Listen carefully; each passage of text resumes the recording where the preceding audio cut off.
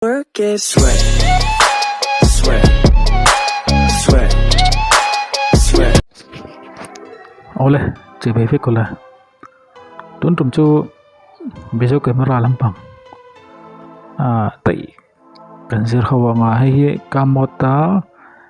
ka fix ka hay thade orewa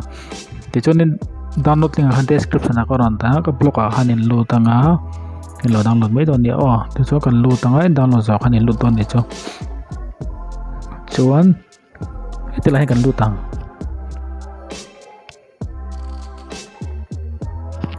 tuna hay flashlight hi atom ta kan on chi ni tikhan flashlight ka to na thla kan la chen ho kan ngak de tanga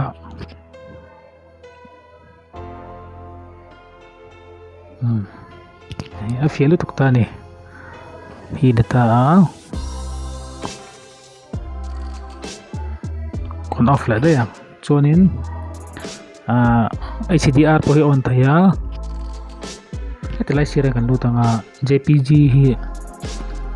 kan thriat ring tur chu JPG hi 90% 95% ta 99 ta 100 ta pom ta 90% hi tok ta hi MP hi kan thriat chu 2.23 MP tin ta sala chonin face detector kan on ta ya photo stamp kan siam thei ni chonin location tu kan on thei ati khan chon ta kan lu tanga tian nam ta ni chon ka thele tur chu video kan lu tanga tian video kan lu thei video kan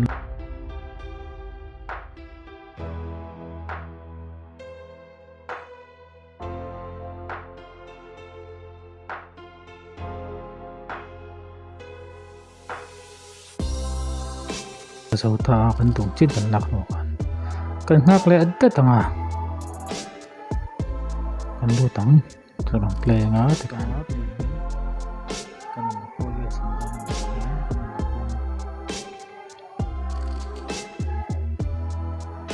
te kan ane mo ya chun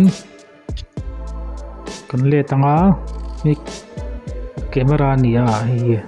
bia kan lu tang chon nei face detector ron lang ta cái phone camera lại bảo là vang này này chỗ cần thật hiểm luôn đấy phone đang ở phía bên không LCD hay bảo đâu hết cả